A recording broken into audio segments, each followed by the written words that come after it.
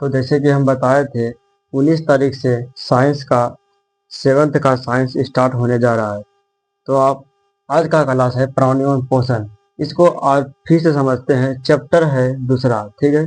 इसको समझते हैं बहुत ही आसान तरीका से।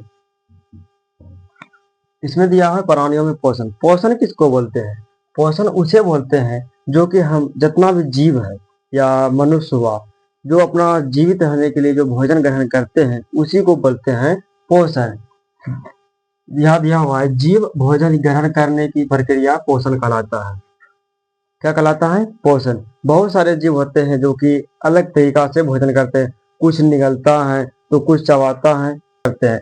तो समझते हैं ये जो भोजन हम ग्रहण करते हैं तो वो भोजन कैसे पचता है और क्या क्या इसका मतलब काम है। तो जो भोजन हम ग्रहण करते हैं वो जटिल पदार्थ रहता है। क्या रहता है? जटिल पदार्थ।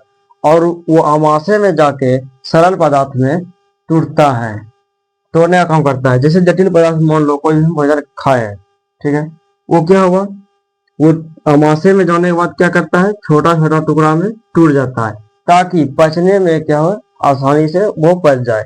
अब चलते हैं, अगला है स्टार फिश। ये अपना भोजन किसके मदद से करता है और कैसे करता है? कौन सा जीव योग ग्रहण करते हैं? तो इसका है कैल्शियम कार्बोनेट वाले कवच, कठोर कवच वाले जंतुओं का आहार करते हैं। आहार मतलब होता है ग्रहण करना, मतलब भोजन को ग्रहण करना। तो ये कैसे ग्रहण करते हैं? तो ये जो स्टार फिश आपको दिख रहा है ये क्या करता है, अपने शरीर से अमाशय को बाहर निकालता है। और जैसे ये कठोर कठोर जंतु अपना कवच को खोलते हैं तो क्या करता है, जो कोमल रहता है उसके अंदर कोमल मांस को क्या करते हैं तो खाता है। उसके बाद अमाशय में चला जाता है भोजन, वो फिर वापस आ जाता है कहाँ में, उस स्टार फिश के शरीर में, और धीरे धीरे पचता है। स्टार फिश को तारा मच्छी भी हम बोल सकते हैं। अगला चलते हैं मानव में पाचन। मानव में पाचन कैसे होता है?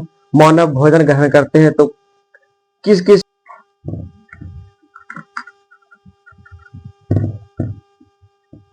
बहुत ही आसान तरीका से समझते हैं इसको।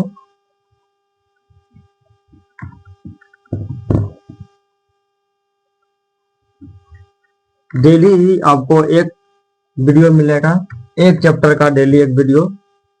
अगर वीडियो अच्छा लगे तो लाइक और सब्सक्राइब और शेयर कर दें ताकि आपके मोबाइल में नोटिफिकेशन आते रहे, ठीक है।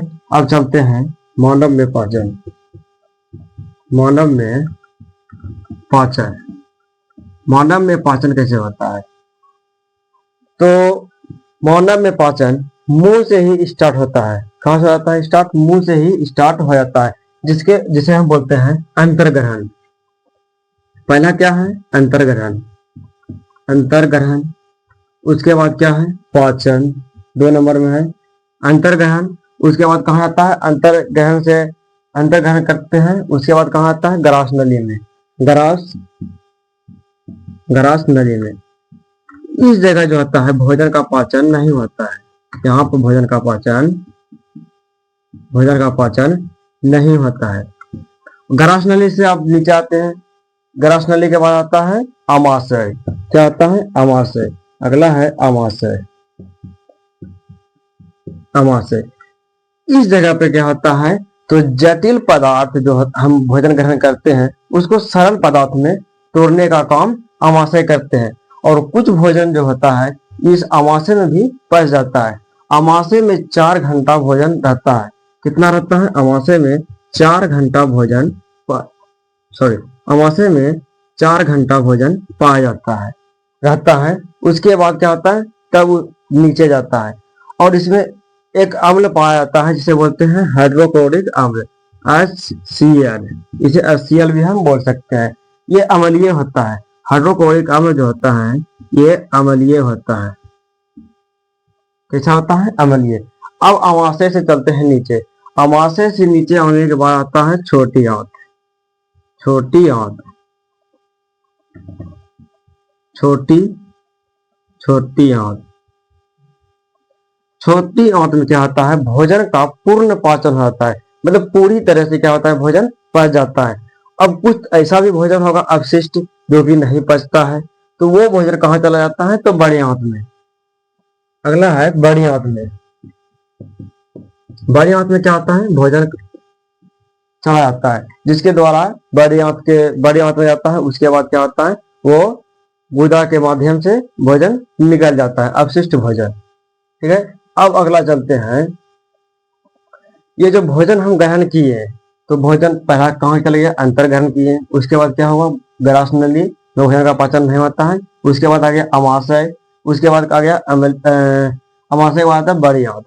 अब जो भोजन हम ग्रहण किए, अब भोजन खाने के बाद ये भोजन का क्या काम है, इसका मतलब कि क्या उपयोग होता है, तो समझते हैं,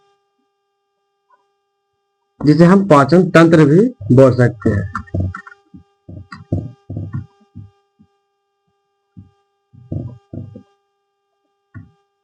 अगला है पाचन तंत्र। पाचन तंत्र को समझते हैं बहुत ही आसान तरीका से।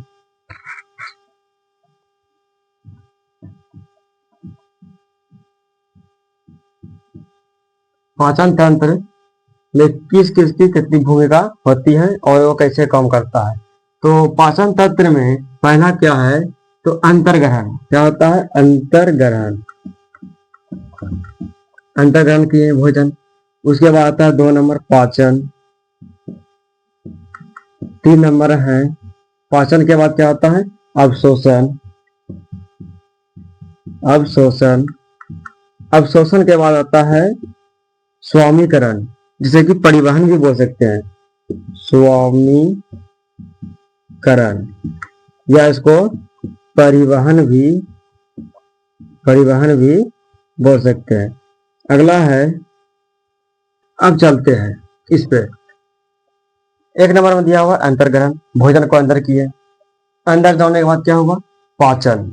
पाचन हुआ, उसके बाद क्या होता है, पाचन के बाद अवशोषण। ये अवशोषण क्या है, इसको समझते हैं। अवशोषण जो है, जितना भी भोजन हम ग्रहण किए वो पच गया। पचने के बाद क्या होता है, वो रक्त में क्या होता है, मिल जाता है। रक्त में मिल जाता है, हर अंग शरीर का काम करता है। तो हम अगर रक्त में मिला देते हैं, तो रक्त में मिलाने के बाद वो पूरी बॉडी में क्या होगा, तो ट्रांसफर हो जाएगा। तो रक्त में मिला दिए, अवशोषण। अब रक्त में मिलाने के बाद उसको लेके जाएगा कौन, तो लेके जाने का काम करता है स्वामीकरण, जिसे कि परिवहन बोलते हैं। वो पूरा बॉडी में क्या कर देगा, ट्रांसफर कर देगा। उसके बाद कुछ ऐसा भी भोजन होता है कि मतलब पचता नहीं है, तो उसका क्या होगा, तो उसे हम बोलते हैं निष्कासन या उत्सर्जन, अवशिष्ट भोजन।